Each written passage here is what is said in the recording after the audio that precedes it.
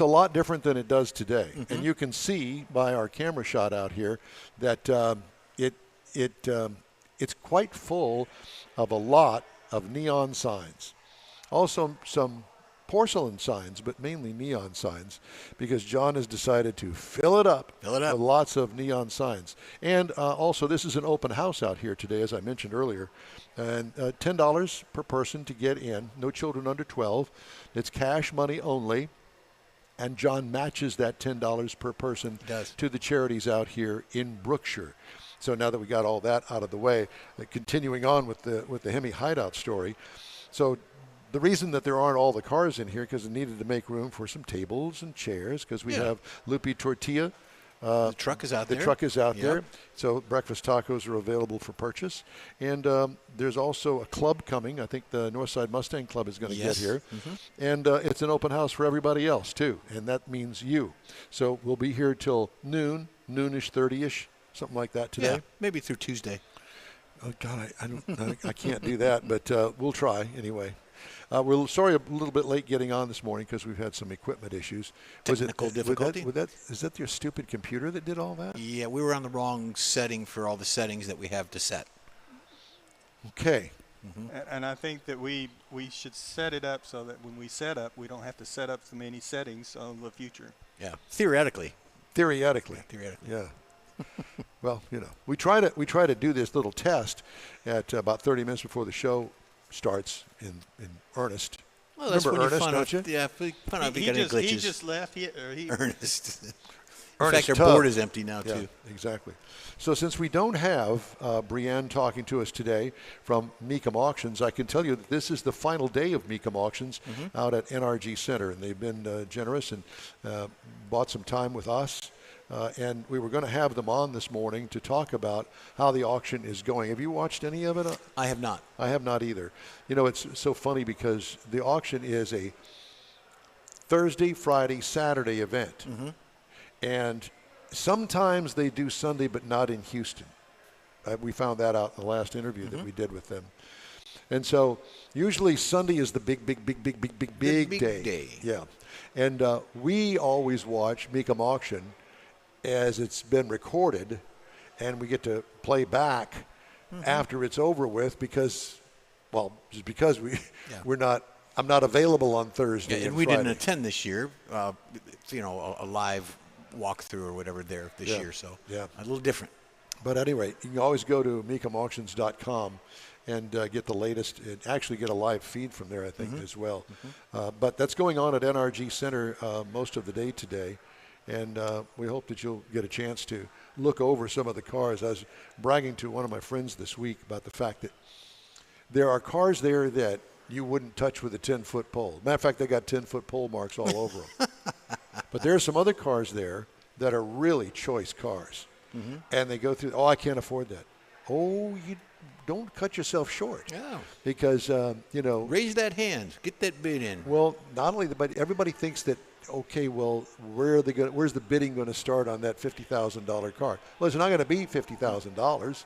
It could be 10. It could be 60. Yes, and I've known some people that have bought some real bargains there. They turned out to be really nice cars. And I think, don't they do it the first opening day is generally not the premium or the high-end exotics. They kind of go through the inventory of the lesser value and up to the time they get the primary. Yeah. And it's a fun event. It's a car show within an auction. That's the way I've always looked at it. And you can people watch, too. It's a big car show. It's a big car show, and all the cars are going home with somebody. Yeah. And they're not necessarily the owner. Well, there's a butt for every seat. Is that what they call it? I don't know. I've never heard that before. Butt for every seat. Or every seat for a butt, something like that. Okay. Check your butts. That's it. Yeah. It could be a Tarryton. Could be. It could be a Camel or how about an Old Gold? Old Gold. Okay, you're talking about. I got you. The filtered kind. Got to keep up. I'm still 11 minutes behind, so. Yeah, well, we are this morning, and we're going to have to try to make up some time. All right, let's hurry through this. All right. Well, as a matter of fact, I'll tell you what we're going to do because we need to get back onto time. And we're going to do that right now, as a matter of fact, because just ahead, Mr. Mars is going to review his 2025 Infiniti QX80, whether he wants to or not. All right. Along with Jeff's car culture, and the feature about most overlooked Mopar muscle is still ahead. Yep. The End Wheel Time Car Talk Show continues in just a couple of minutes. You've waited all winter, and it's finally here. The Tailpipes and Tacos Spring Cruise In. It's been a while, but the popular Tailpipes and Tacos Cruise In returns to the Lupi Tortilla Tex-Mex in Katy, Saturday, April 19th. Make any donation to Shirley's Kids and get a free breakfast taco. There'll be mimosas and Bloody Marys, too. Get to the best cruise in of the year. Tailpipes and Tacos, Saturday, April 19th, 8 to 11 a.m. Cruise in, make a donation of any amount, and grab a free Lupi Tortilla breakfast taco. Tailpipes and Tacos only happens at the Lupi Tortilla Tex-Mex in Katy, 703 West Grand Parkway at Kingsland Boulevard, just south of the Katy Freeway. Join the car camaraderie, and your car will automatically compete for one of 3 Chili Pepper trophies at no charge. Spring is here, and what better way to celebrate than with a free taco at Tailpipes and Tacos, Saturday, April 19th, 8 to 11 a.m. The End Wheel Time Car Talk Show will be there too. We hope to see you then. Come on out. You own a car you love. Well, why not let Gulf Coast Auto Shield protect it? Houstonian John Gray invites you to his state-of-the-art facility to introduce you to his specialist team of auto enthusiasts. We promise you'll be impressed. Whether you're looking to massage your original paint to a like-new appearance, apply a ceramic coating, install a paint protection film, nano-ceramic window tint, or new windshield protection called ExoShield, Gulf Coast Auto Shield is where Houston's car people go. Curbed your wheels? Instead of buying new, why not have them repaired? How about a professionally installed radar detector? Gulf Coast Auto Shield does that too. Get a peek inside the shop and look at the services offered by getting online and heading to gcautoshield.com. Better yet, stop by their facility at 11275 South Sam Houston Tollway, just south of the Southwest Freeway, and get a personal tour. Gulf Coast Auto Shield is your place to go for all things exterior. Call them today, 832-930-5655 or gcautoshield.com. Hey, I want to remind everybody that the End Wheel Time Car Talk Show hits the road, literally, when we join the Hot Rod Tour of Texas on April 26th. It's coming up quick. Yeah, it is. Check out our link to the website through endwheeltime.com. And once again, we'd like to thank you for joining us today here on the End Wheel Time Car Talk Show. Okay, time now for Jeff's Car Culture, the most overlooked Mopar muscle car of the 1970s. Yes, and since we're here at HEMI Hideout, why not? Absolutely. Let's just check it out. So Here we go, Michael. Let me pick the button for you. You're on. So the early 70s were stacked with legends. You had Plymouth Roadrunner, you had Chargers lighting up the street, Cudas prowling the strip, and Challengers flexing their serious muscle. If it had a Hemi, it got attention. If it looked mean and sounded louder, it probably sold well. But somewhere in all that Mopar noise, one car got unfairly lost in the mix. The reason it got overlooked was timing. This car showed up when the party was just starting to wind down. The Plymouth GTX had already been around for a few years. By 1971, originally positioned as a gentleman's muscle car. By the time 71 model hit showrooms, the GTX had evolved into its final standalone year. For this last hurrah of the Plymouth dropped the GTX name onto the redesigned B-body platform. The result was a slick, fastback Coke bottle curves, sculptured lines, arguably one of the best-looking Mopars of that era. Yeah. The front end looked aggressive. The grille had attitude. The body had bulges, like Don. Gave it some serious street presence, but buyers just weren't biting. Part of the problem was that insurance premiums had started to creep up. Emissions were tightening. Gas prices were staying not too friendly for the people that were using it. I don't believe I've ever seen that car. That's why it's 1 year. People were starting to cool off on the big block performance, but unfortunately that meant the 71 GTX flew under the radar, despite being an absolute beast. Now, this Plymouth specs on this, the engine was a 7.2-liter V8, powered 385 horsepower. The torque was 490 foot-pounds of torque. 0 to 60 is 5.7 seconds. I thought it would be a little better than that, but that's what they say. Under the hood, the GTX buyers could option up to a mighty 440 cubic inch V8 with a 6-barrel carburetor setup. Known to most of us, David. That'd be 3 2s, right? It would be the 440 plus 6. The 440 plus 6 used three 2-barrel Holley carburetors to create a flow of fuel at the air-made 385 horsepower. The 71 Plymouth sold just over 2,900 of the GTXs, and of those, only 326 were equipped with the 440 plus 6 and a 4-speed manual, Mike. making it the rarest configuration from the majority of muscle cars with the nameplate of that era. To put that into perspective, David, Dodge sold about 10,000 Chargers that year. Chevy moved tens of thousands of Chevelles. So there's a big difference, big variance there. Auction prices have been climbing.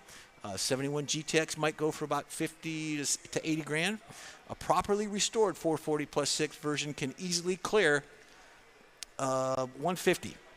Ooh. So, get your money together. As Haggerty put it, one in good condition is a whopping 166,000. 71 buyers could spec it out with a grabber hood, vacuum-operated scoops that popped out under the throttle, a little bit more intimidation, graphic options, and color options. So if you've got a rare one, check the color options on it. It's going to be a good value car for you. Where is Hovis? How come he doesn't have one? I'm gonna rib him about that because he usually has all of the pristine, one of a kinds, all of that sort of thing. Well, he's going to have to go shopping. On that particular car there, if I'm not mistaken, that car would be even more rare because I believe that car is called Sassafras Green. Something like that, yeah. They had it in 70. I did a GTX in a 70 model that I shot for a magazine, and it was that car, and his was one of 90 painted that color. So a 71 might be I'm thinking even it more should have rare. been weed back in the day. Well, yeah. All right, time now for this hour's car review. Mr. Mars has the Infiniti QX80 to talk about. The big Infiniti QX80. Now, this is the 2025 Infiniti QX80 Autograph trim level, all-wheel drive. Now, there are 4 different trim levels, starting with the Pure, the Luxe, the Century, and the Autograph. So we had, so we had the top of the line, and it comes with all-wheel drive. That's just the way you're going to get it. Now, the final assembly for this vehicle is in L.A., so it's actually one of the cars that's put together, assembled in the United States. It's been redesigned for 2025. This starts the 3rd generation of this particular vehicle.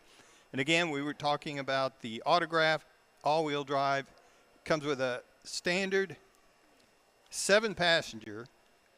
It's 7-passenger vehicle, but you can get an optional bench seat in the second row so that you can make it 8-passenger. Wow. It's considered a standard SUV, but to me, this is a very large, full-size SUV, but your government says it is a standard.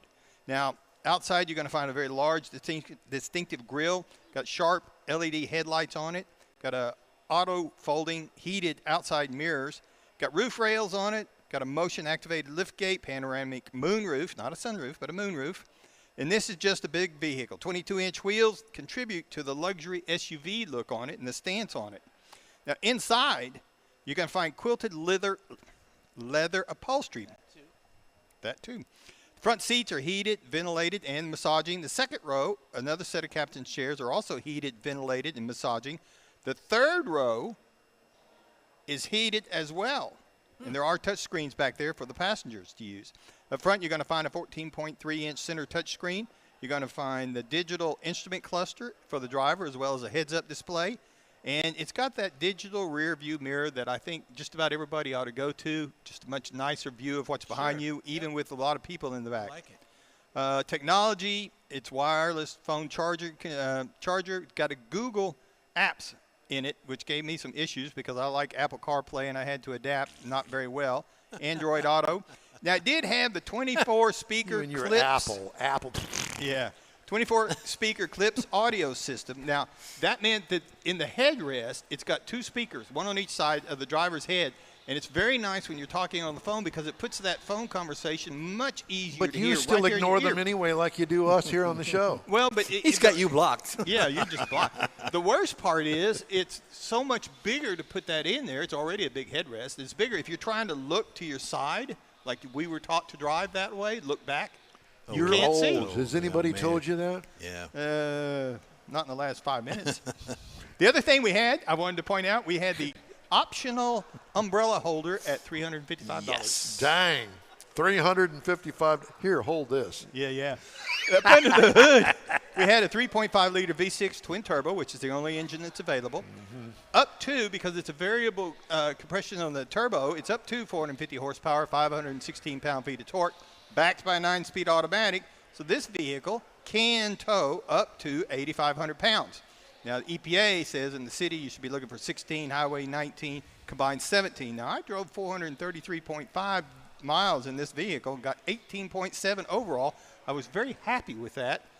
with the mileage that I put on it. Since it weighs about 10 tons. Absolutely. One thing about the ride and handling, it does have the air ride suspension, so the highway ride is smooth. It's pretty quiet, unless you really hammer that V6, and then you kind of hear a little bit of engine noise. But if you're just driving, easing up to cruise speed, even at I-10 speeds, you're just fine. Around town, it is very quiet. It is easy to drive, but you got to remember it's a big vehicle. So when you go to park this thing, you know you're driving a big vehicle. Ow. Base model price, $82,450. Oh, but just wait, just hold on. Base trim price, $109,900. Base And the trim price? And the as-tested price with a 355 optional umbrella holder is $113,965. Yeah, I don't want the umbrella holder. Pocket change. Take out Pocket 100 grand. change. And you know Absolutely. what? They've got people out there in the driveway here at the HEMI Hideout taking that money right now. They're waiting for it. One of them just fainted. Now, some people may be looking at other things like the Cadillac Escalade that starts at I would too. Yeah, I $88,100. would, yeah. The Lincoln Navigator starts at $99,995, which surprised me. Or even the new Jeep Grand Wagoneer that starts at $84,945. So this is the new Infiniti QX80. This is their big SUV, and if you're looking for something in that category, you really ought to look at this one. All right. Thank you, Mr. Mars. The In Will Time Car Talk Show continues after this quick break. Pro-Am Auto Accessories has been serving Houston's auto enthusiasts since 1984, providing world-class products for sports cars, European sedans, and American muscle. Pro-Am is known as the place to go to find exclusive and hard-to-find parts and accessories. Pro-Am is one of the very first distributors in the USA for brands such as Recaro, Redline, Momo, Corbo, and Simpson. Located in the heart of Houston's premier retail and service corridor, the Galleria area, Pro-Am's walk-in storefront includes an 8,000-square-foot warehouse, showroom, and installation bays. Pro-Am not only sells parts and accessories, but also offers installation and service. Pro-Am is now reaching a worldwide audience through Pro-Am.com, taking its local reputation to the rest of the world. At Pro-Am Auto, you'll be dealing with a small group of professionals who truly want to help you with your automotive needs. If you don't see what you're looking for on the website, call and Pro-Am will lend you a hand. Pro-Am Auto, 6125 Richmond at Green Ridge in Houston's Galleria area. Call them at 713-781-7755. Mecum Auctions, the world's largest collector car auction company, returns to Houston, April 3rd to the 5th at NRG Center. Join us for the fun, fast-paced, high-energy Mecum experience with 1,000 vehicles up for grabs. For avid collectors, first-time buyers, and enthusiasts of all ages, there's something for everyone. Bring home your dream car. Register to bid and buy spectator tickets now at Mecum.com.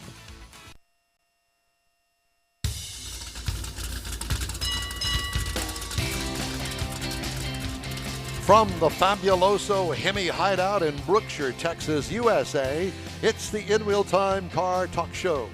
Just ahead, the Hovis Mopar collection, and you have not seen all of them. Nope. And we're about to show them to you. Jeff has the cruise in and events calendars, and I'll bring you the stories making automotive news headlines this week. Howdy, along with Mike out of this world, Mars. We always need more Jeff Zekins sometimes. Our chief engineer, David Ainsley, has decided to join us today. Usually he's sleeping in at this hour of the day. I'm Don Armstrong. Glad you could join us. It's been a whirlwind of chaos here Yeah, it has. at the In Wheel Time show booth. We're going to blame it on the weather. Are we set up to do? It was raining. Are we set up to do video pictures that Yeah, we can show that's what I'm doing right everybody? now. What do you want to do? Well, we start with one. How's that? Let's see if I can pull that puppy up. Okay. Are you ready? So John, started this. He was 18 years of age in 1970, so he's got a special place in his heart for 70 model cars, okay? So our first car today that we're going to discuss is the 1970 Dodge Super Bee in the collection.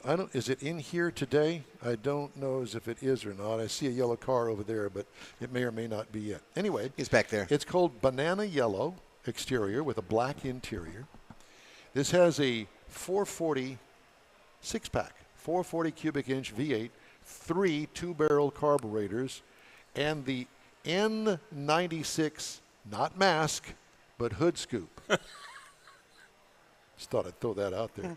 Torque Flight automatic transmission, power steering and AC, power front disc brakes, And here's the real clincher on this car. It's a numbers matching, one of only 599 built. That's pretty cool. Yes, Numbers it matching, is. one of 599. So congratulations, John. I know that he put a lot of thought in his collection when he was buying all of these back in the day. Before this place was built, he had the collection in a barn here on the property. Well, this has taken place of the barn, although I understand that the barn is still in use because not all the cars are inside the hideout to make room for people, tables, chairs, and that sort of stuff. Okay, next up on the list is the 1970 Plymouth Superbird. Woo-hoo.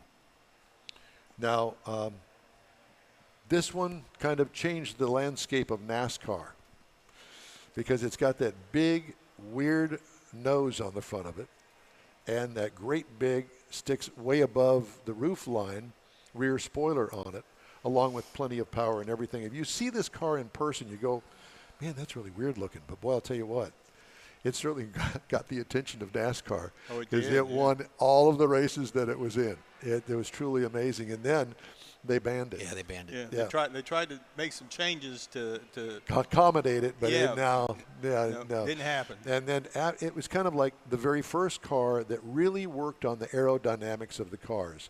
And that really changed the landscape of NASCAR. It did. The cars didn't look like that after they banned the car, clearly. But they started working about, windshield rake, the nose going into the wind at 200 miles an hour. It changed the landscape. And let's not forget the rear deck lid spoiler on the thing. And you know that thing's adjustable? Yeah, you can also sit on it. It holds the weight of a human. Well, It holds some the weight. humans. It holds the weight of a very small blonde in a bikini. I've seen that, but I was, I haven't seen anybody like So Don it's- sit up there. It's not That mother-in-law. was me in that bikini. You just didn't It recognize must me be at the time. younger. It must be younger you. It was a It's younger not me. mother-in-law proof. So here's the specs on this: 440 cubic inch V8, 390 horsepower, 3 two-barrel carburetors, torque flight automatic transmission, power steering, power front disc brakes. Numbers matching. John's the second owner. One of only 277 440 six-pack Superbirds. There were a total of 1,840 Superbirds made, one for every dealership in America. Wow. That's how they did it. Because that was the NASCAR rule at the time. well, it was a NASCAR Right. rule that you had to build 500, and they decided that we're going to give one to every dealership. Well, I thought NASCAR told them they had to. At 500. There's always 500 cars. Back in the day, Yeah. that was the deal for any kind of car. You had to build 500 of them. That's why the old saying about, race on Sunday, sell on Monday. True. There you go. Yep. All right, next up is the 1971 Plymouth Cuda. Now, this is John's favorite car. He's told me that. I don't know whether it still is, but I would imagine it would be. If you've ever heard this car run, you go, yeah, I kind of get it. It's painted sublime.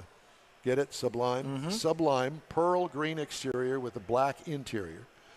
And here's the real kicker: 528 cubic inch all aluminum HEMI V8 with 739 horsepower, one 4-barrel carburetor underneath the shaker hood scoop, and a 5-speed manual transmission with the pistol grip shifter. I have a picture of Kathy and I standing in front of this car from years ago. Probably from That was the first car that we took to Autorama. Autorama. Yeah. Yep. Yeah, it's right over here. I got the picture on the wall. Kathy and I standing in front of it. We're all dressed to the nines. And it got all the looks. Yep. Oh, we did. Oh, I'm sorry. They were looking at the car to get to me. Yeah. Narrowed 4-link rear end, power R&P steering, and AC, power 4-wheel disc brakes. Pro Street, RMS, altercation front end with coilover shocks Ooh. and 22-inch wide rear tires. It's tubbed. Yeah. That's the car that's tubbed in here. Doesn't have an LS. It's got a Hemi. It's got a Hemi in That it. thing got a Hemi in it, Mike. Got an aluminum Henny. And by the way, if I didn't tell you already, hey, thanks for joining us today on the N-Wheel Time Car Talk Show. We're coming to you today from inside the HEMI Hideout. Open house, $10 gets you in. No children under 12. Come on out. The money that you spend per person goes to charitable causes because it's doubled up by John. So you pay the 10, he'll give you 20 for the charity. All right. Next up is the 1937 Plymouth pickup truck. Wow. Green exterior and tan leather and suede The year interior. he was born. 360 Came cubic home at inch that time. V8, 255 horsepower, electronic fuel injection, torque flight automatic transmission, low car floor shifter, power R&P, steering, and AC. Is R&P, is that a company? I believe it is. I believe it is. Okay. Front power disc brakes, all steel, custom built street rod. Mustang 2 front suspension. Plymouth was the last company to build pickups and the first to stop building pickups. Yeah. Look at the airbag sensor on the front. The bumper. Yeah. I don't think that's what that is. Can I point something out with this? Yeah. The folks that are watching this on the broadcast, look at all the background behind these vehicles. Look at the walls with all the neon and all the pictures and all the memorabilia. That's the real show there as well. It is. Yeah. Yeah, because once John had the collection put in place, then he goes, you know, I sure do like those signs. Yeah. He started filling up the HEMI Hideout with signs, which you'll be able to see throughout the broadcast today. Okay, next up, the 1969 Dodge Coronet RT. Right Yeah, there. it's sitting right right next here. door to us. Yeah, it's right there, over to the left. And I'll have to apologize to John because I keep drooling on it. Is that You what too? those stains are? Yeah, sorry. So white exterior with a black bumblebee stripe and a black interior. 528 cubic inch HEMI V8, 650 horsepower, Nice. 3 two-barrel carburetors. Have you ever tried to tune a multi-carbureted car? I've never driven one. It is a real pain, I can tell you that. You got to have an airflow meter that you stick on top of the carburetor to see what How kind of much air it's is pulling in. pulling And in. that's only the air side of it. Then you got to fiddle with it to get the Jet gasoline side, side. yeah. Yeah. Yeah. 3 two-barrel carburetors, lift-off fiberglass hood, torque flight automatic transmission, power steering, power four-wheel disc brakes. Originally a 440 four-barrel, one of only 99 built. Wow. RMS altercation front end with coilover shocks. Only 99 And it, by the built. way, I failed to mention it's a convertible too. Yeah. That is Yeah, one bad that's- to the bone car. And it's I've just only incredible. seen one other, and it was the same thing. They took a 440 Cornet and put a HEMI in it, but it was a convertible, red, black. I mean, it was. It's what they call a resto mod today. Oh, yeah. Yeah, yeah. See, that's what Nice you need, car. Don. Plus, it's a ragtop. I mean, not necessarily a ragtop, but you need something like that. There are plenty of cars Well- in the collection in here, and the one that I want is the one that's next to it. All right. But we'll get to that. All right. Let me just check and see where we are here on the time. timeage? Yeah, 10-4, we're doing fine. All right. Next up is the 1970 Dodge Challenger RT Hubba. Pink Panther exterior. See, that's one I would have thought Don would win after. Yeah. Bubblegum. Barbie. Yeah. You know, I just don't have the matching pumps for that one, but I'll find Oh, them red- somewhere. red Black contrast, interior, 500 cubic inch, all aluminum V8, 690 horsepower, Wow, yeah. 3 two-barrel carburetors. John is really into that. 3 that- two-barrel, Yeah. yeah. Uh-huh. The plus what they six. call the six plus- pack. yeah. Shaker hood scoop, 4-speed manual transmission, pistol grip shifter, power steering and AC, power front disc brakes. One of only 5 pink striped Challengers. Originally a 446-pack custom RMS altercation front suspension. Wow. He's like me. I like those Resto mods. Yeah, I do mean, too. Don't get me wrong. I appreciate numbers matching original cars. I got that.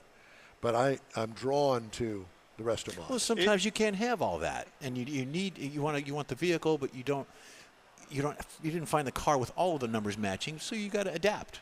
Yeah, but I want to drive it. And, Yeah, and a exactly. numbers car to me, matching, like if that was a matching car, I'd be hard pressed to drive it very much on the street, just because, the value of it. Some little old lady run a red light or something and T-bone it. That happens all the time. Well, I know it. That's the reason I wouldn't. But a Resto mod, it's not quite as Jackie bad. Hansen's Nova. There's a good example. Yeah, beautiful car. Left a car show. Somebody ran into it. Yeah. Popped the whole front end of it. Yep. It was bad. Okay, up next. The 1966 Plymouth Belvedere. Oh yeah. Bright red exterior, black interior, 426 cubic inch HEMI V8, 425 That's nice. horsepower. Dual 4-barrel carburetors. Dual 4 barrels. Oh, my God. Good thing gas 4-speed is going manual down. transmission. 10,000-mile unrestored car. Numbers matching. 2-owner original. One of only 284 built. Now, that's a rare car. That's a rare car. Yes. Yeah. 10,000 miles on it. 4 barrels. Unrestored. 2 4 There barrels. it is. 2 4 barrels. Okay. You would admit you couldn't fit the third one in there? I guess not. They got the wedge in there, I guess. Oh, my. Anyway, coming up next, we have the Plymouth 1937 Plymouth Coupe. That's right there, too. Yep. 9-color chameleon color shifting exterior with a gray interior. This one has a supercharged HEMI V8, turning out 800 horsepower through a 671 blower and dual 4-barrel carburetors. God. Torque flight automatic transmission, ratchet shifter. I don't even know how you would drive that. That'd be a first car for a college student. Oh, yeah. For about 5 minutes until they put it into a Go tree. down the road. Ratchet shifter, power R&P steering and AC, and power front disc brakes. Custom built Pro Street Mustang 2 front suspension, narrowed rear with coilovers. Narrowed rear meaning it's got Tubbed. It's tubbed. Yeah. Got some big meat under there. That's, yep. Wagyu. Now, up next, I love this thing. A 1947 Dodge Power Wagon. It could be an in-wheel time machine. It could be. This thing is so fine. I can't even begin to tell you. And to open and close the door, you go, oh, my God, it's a Norge refrigerator. I mean, it is solid, man. Yeah. Green and black exterior with black interior. And this is another part that I really like about it. 230 cubic inch flathead 6-cylinder. 94 horsepower. Yeah. 4-speed manual transmission. Now, my guess is it probably has that granny first in it. Yeah. 4-wheel drive, fully restored, 2-time National Power Wagon Nationals Whoa. Best in Show winner, scored 996 points out of 1,000. Amazing. That truck is truly an amazing thing. Yeah, and it's beautiful. Go down to the feed store and put some grain in there. Don't put anything. Don't touch it. Don't touch it. And if you're going to ride in it, put some of this spandex pants on because I don't want you scratching the interior. Oh, again? Again.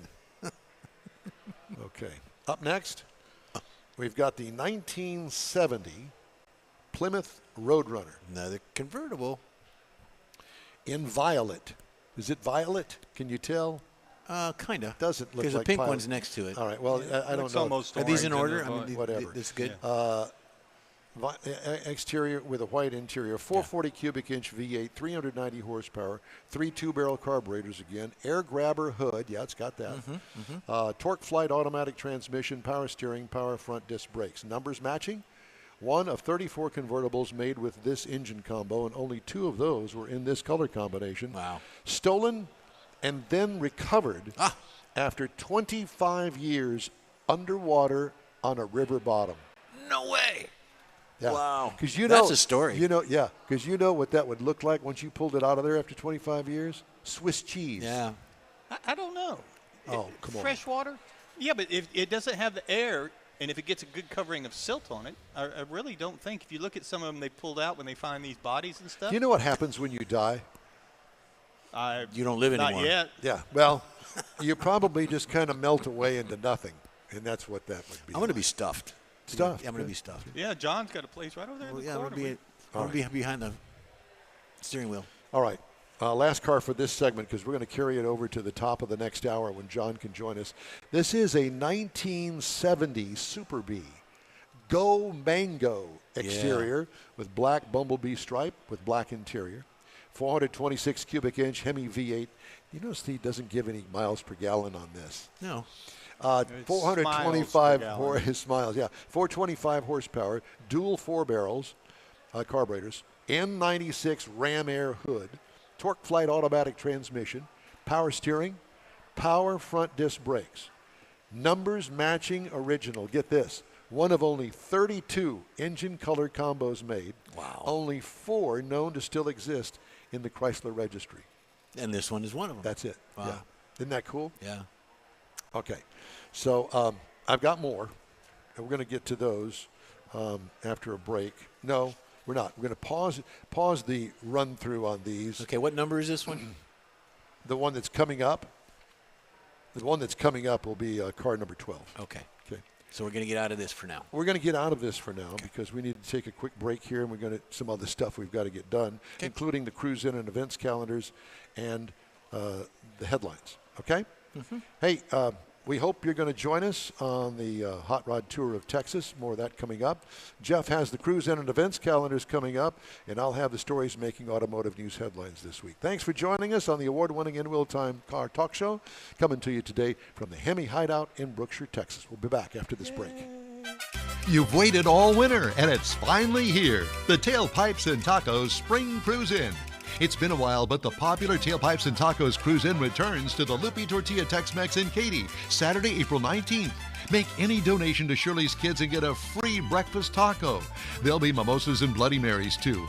Get to the best cruise in of the year. Tailpipes and Tacos, Saturday, April 19th, 8 to 11 a.m.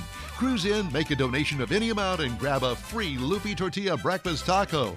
Tailpipes and Tacos only happens at the Loopy Tortilla Tex-Mex in Katy, 703 West Grand Parkway at Kingsland Boulevard, just south of the Katy Freeway.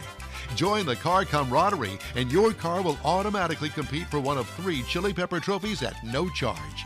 Spring is here, and what better way to celebrate than with a free taco at Tailpipes and Tacos, Saturday, April 19th, 8 to 11 a.m.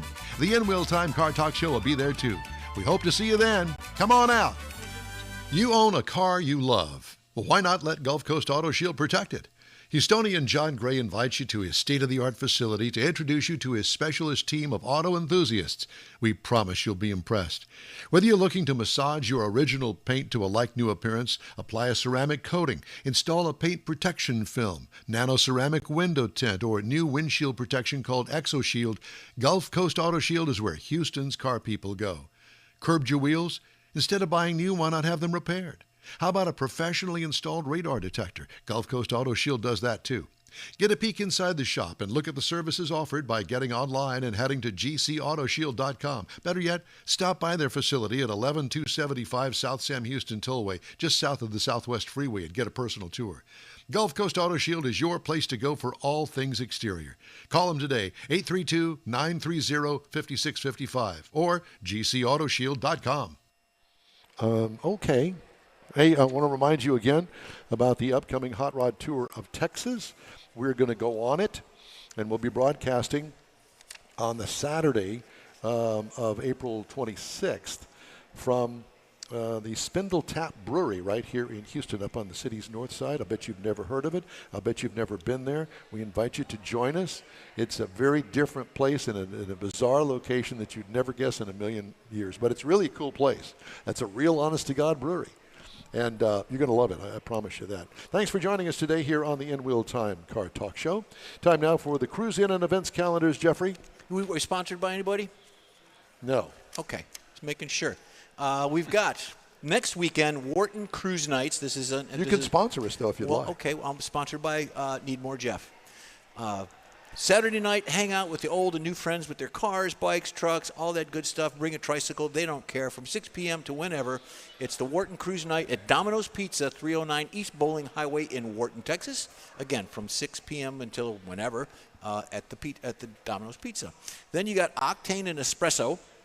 That's the Speed Advocates will be hosting this event. It's every second Sunday of every month at the Black Rifle Coffee Company in Copperfield, Texas, 7086 Highway 6 North.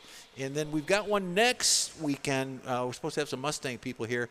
Got a Mustang event going on next week again. Snakes and Stangs, all Ford cars. Snakes and Stangs. You got to say that. You got to say that with a little bit of a drawl. I think David could do that. David's got a Snakes and Stangs. That's it. Have you seen David's Snakes and Stangs? Anyways, that's from 5 to 9. Tailgate party at the Hallmark University. It's a car show. It is in, where is that one going on? It's in the Hill Country. It's in San Antonio. So if you're going to go out there, it's a poker run. They've got all kinds of stuff, People's Choice Awards, kids event, and all that good stuff. Mike sent me this one, 21st Annual Corvettes and Crawfish. Mike, you want to take that one? Well, that's AJ Lupo, the Corvette Club down. Lupo? Not Lupo. Loop. Lupo's my neighbor. It's Loop. Loop. Yeah. And this is benefiting Texas EquiSearch. They do this twice a year. This spring happens to be their crawfish event. What day is this? This is on next Saturday, the 12th. Yeah, Saturday. Okay. Yeah, it's coming up pretty quick. So it's right. only 7 days out. So be sure to check it out. And it's a good event. It has lots of fun. We went down there here recently. Good. And it's a Space City Corvette Club on Facebook and on the internet, and you can find out more information there. Okay. All right, time now. I want to get some of the news stories in, and obviously the one that the elephant in the room, so to speak. Oh, that's a Mopar elephant hen. So there you get go. it? I got Yeah. the elephant in Well, the room. President Donald Trump has imposed a 25% tariff on imported vehicles. In all likelihood, consumers will not see a 25% hike. That's because of complex factors, including the amount of non-U.S. content in each vehicle, automaker calculus, dealer decision-making and loan agreements. Cox Automotive, for example, predicts a 2.8% year-over-year increase in wholesale vehicle prices in 2025. Black Book projects a 5% increase in the average transaction price this year. Morgan Stanley predicts the tariffs will boost the average price of a vehicle by 11 or 12%. So don't panic. Be calm. happy. Hang on, man. Be happy. Go crazy. Well, Don't worry. The projections recognize that the tariff is not applied to the manufacturer's suggested retail price, and that the industry relies on sometimes labyrinth systems to calculate the vehicle's cost. The price of the vehicle is determined using a cocktail of market research, bills of materials, financial agreements, institution, and other elements. Even more variability enters the picture in the dealership lot, where prices vary widely by region, timing, personal relationships, and the way buyers settle up with the retailer, a separate business from the automaker. Are you following all of this? We talked about this with our guest last week. Yeah. It sounds like a bunch of lawyers sitting So around automakers drinking. export vehicles from the foreign facilities and calculate the transaction value of the import. U.S. Customs and Border Protection defines the transaction value as, quote, the price actually paid or payable for the merchandise when sold for exportation to the United States, end quote. Plus, packing costs, commission, royalties or license fees or resale proceeds that go to the seller. Importers have to explain the declared transaction value to the government.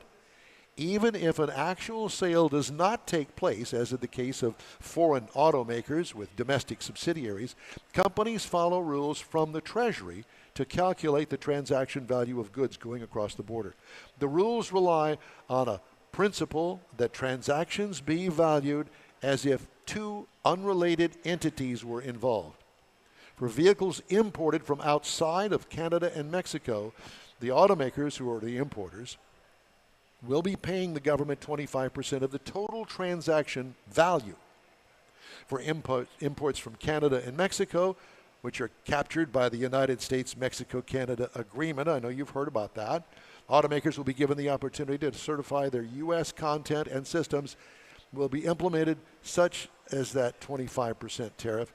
It will only apply to the value of their non-U.S. content, according to Trump's March 26th executive offer. Sheesh. Like I said last week, it's not just 25%. You can't do it that way.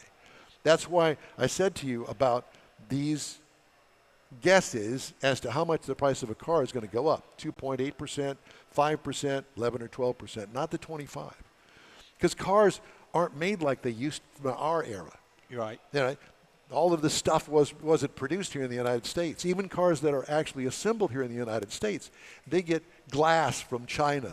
They get headlights from, wherever. Yeah. It's really just assemblies. That's correct. Actually, there's only one. The Toyota Corolla, which I'm driving out there, is built in Mississippi, and the panels, the body panels, are actually stamped at that assembly facility.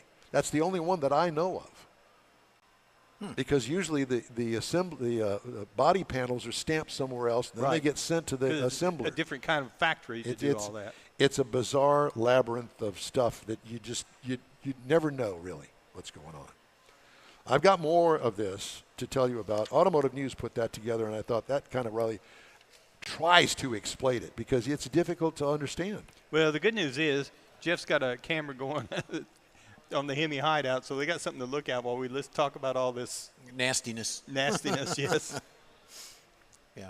We just wanted to, give them a shot. You don't have that isolated camera that's That one? focused in on you? No, we didn't bring it. You forgot it? Yeah. I left it at David's house. David's house, where he's using it for other things. There is that. God. Let me write down what time it is so we'll know what the FCC says. At least it's not the FAA. That's true. True. All right. Or the CIA. I've got lots of papers here. Have you noticed that? Yeah. I've really been. Every week you get more and more. Well, I know. What are you This week- recycling or what? Well, no. I wanted to do the HEMI Hideout cars. Yeah. And it was very stressful. Yeah, Because I started working on this last Monday. Because not all of the cars show up on the HEMI Hideout website. Right. So You had to contact the Shelley folks had to and- come out here and take some pictures of the cars that are not in here today, but they're in the barn, in the other barn. Oh. Yeah. It's been a process, I'm Barnage. telling you. Well, you did good. Well, Yeah, the that show's was not good. over yet. It was know. very interesting. Yeah. Okay, Well, well, don't thank mess you. it up. I like it. Well, I've already done that. Coming up at the top Hey, of we'd the love to hour. hear from you. Shoot us an email. The address here is info@inwheeltime.com. We are back after this quick break.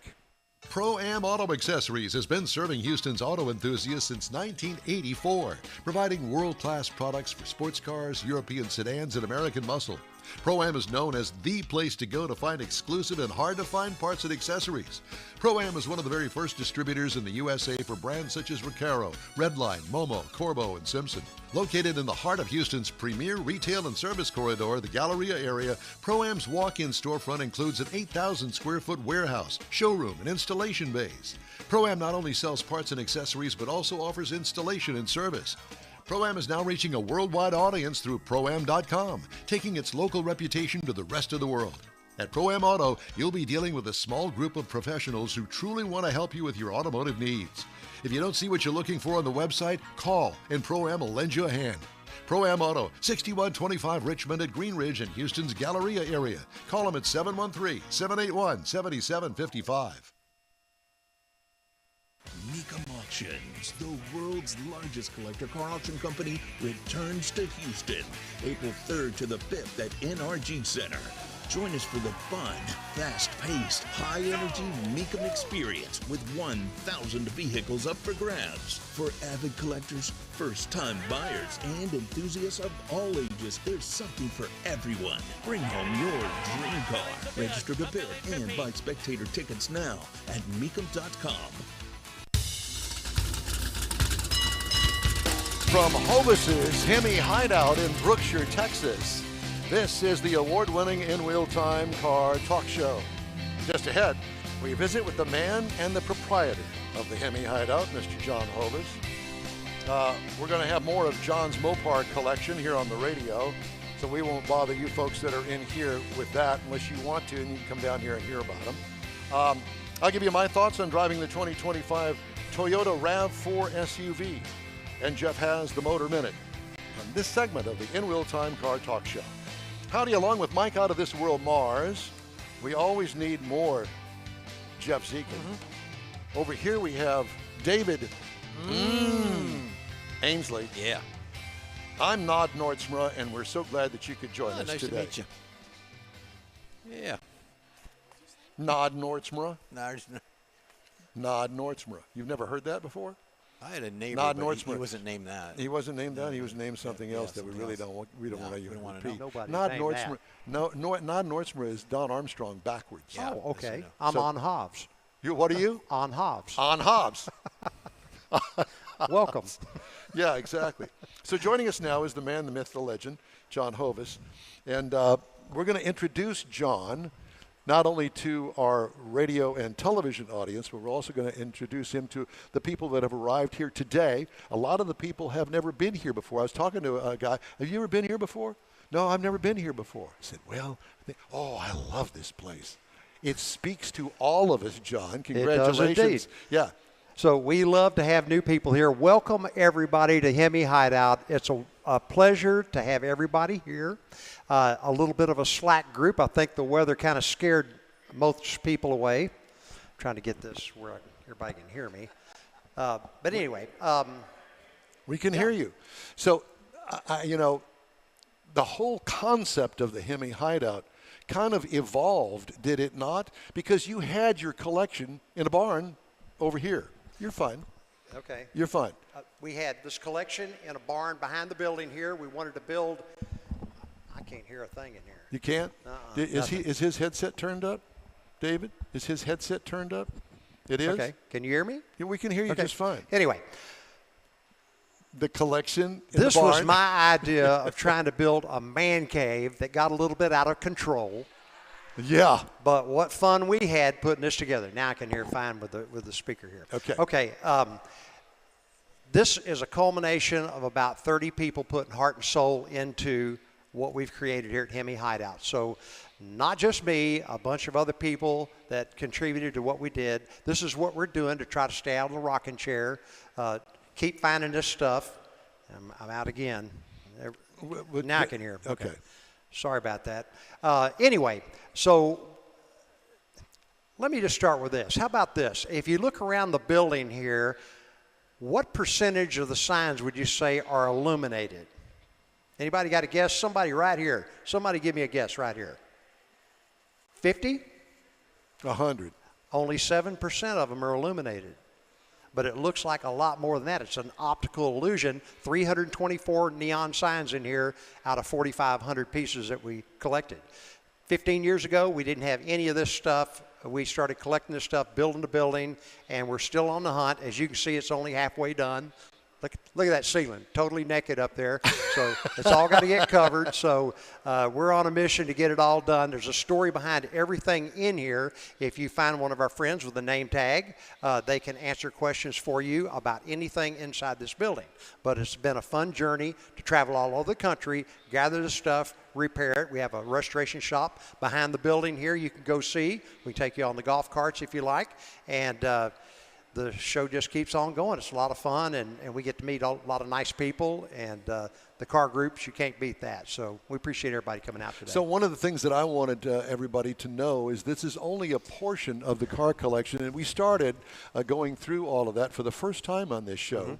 Mm-hmm. And so we're a little bit more than halfway through, and once you get done with this, we'll talk about some of the cars that you have on there. But this is only a portion of the car collection, because I remember the first time I came out here and met you, it was all full of cars. Well, obviously, things have evolved since then. A little bit. Yeah, and we now have tables and chairs, and people can wander around. There's a little bit more room in here, not just full of cars. So that's the reason I assume that not all of the cars are in here. You're getting old and starting to forget a lot of stuff too, though. But me? Anyway, yeah, some of the cars are in another location, but mostly we keep Dodge and Plymouth cars in here. This are the cars I loved when I was young. So it doesn't matter if you're Chevrolet, Ford, Pontiac, whatever your flavor, Harley Davidson or Triumph. I was a Triumph guy. And so it's in your soul and until they plant you in the ground.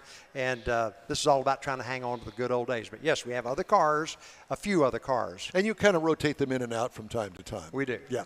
The other thing is that people go, well, so what's with the tractor collection? Because us guys like tractors, that's why. Exactly. They're cool. They are cool. They represent, to date, the worst man-made disaster in American history. Those tractors right there. Everybody farmed up every square inch, and to date represent the biggest man-made disaster in American history. So we have 19 tractors, and obviously there's 6 or 7 here, but that's another cool thing. I think I'm going to get rid of the tractors and do something totally different. But really? Yeah, just change it up a little bit. You can't get rid of the bulldozer. You got to put that away somewhere. For me. It's actually not a bulldozer. That was a wheeled and axled tractor, and you could take the axles and tires off and put a crawler package on there, and now you pull 3 plows. So it never was made to be a dozer. That thing won't doze powdered sugar. It's not enough weight and not well, enough. it looks good. It looks good. And you know, for us car guys, it's all about the look. It's right? all about the looks. Yeah, but, exactly. Again, great history behind that. Yeah, and there's also a dinosaur head back over here. There is. He's a replica. He's not real, but the turtle is. The turtle in there is 100 million years old. The T-Rex in there is a replica of the best one ever found. And, again, just more fun stuff that unusual. We start off with Dodge, Plymouth, oil and gas. Now it's an eclectic collection of stuff. Unusual, bizarre, weird things. What's the oldest sign that you have in here right now? That would be you. No. We know I'd that. say the oldest sign in here would be about 1900, I would say. Maybe a few in the 1800s, but porcelain became popular around the turn of the century. So our sign collection is about 1900 to 1960, because around 1960, signs became plastic. And so these are porcelain or glass-coated steel is what porcelain is. They're durable, they're shiny, they're beautiful. Nothing has a look like porcelain. It's like neon came to the United States in 1928, and by 1960 it would become visual pollution. So if you remember, like in Don Armstrong. Visual Armstrong there. pollution. Yeah. No, like the Village and Yes. Westbury Square. Yes. And all that. A sea of neon, and by 1960, visual pollution, too much neon going on. So today, you can't put neon on top of a building. You can't have flashing lights, can't have chasing lights, no flashing arrow. You're limited to what you can do. So if you think about it in Houston, there's none of that because of what So happened. which one is the oldest sign that's in here? You didn't point that out. Well, Is it the one that's behind the Dodge Brothers motor vehicles? The one that I like that is got the little glass beads all over it, and the light goes behind it. no, that's a Texaco sign, and that would be 1918. Oh So, my God, so old. yeah, like that sign over there behind that tractor, Ransom, Sims, and Jeffries. That's 1800s. That's 18 probably one of the oldest ones in here. Gotcha. Well, my favorite is the one that's in the box on the wall, on the post down there, the Dodge sign. That's a great story. That's right. That Dodge sign, we found that in Franklin, Tennessee, in the original crate.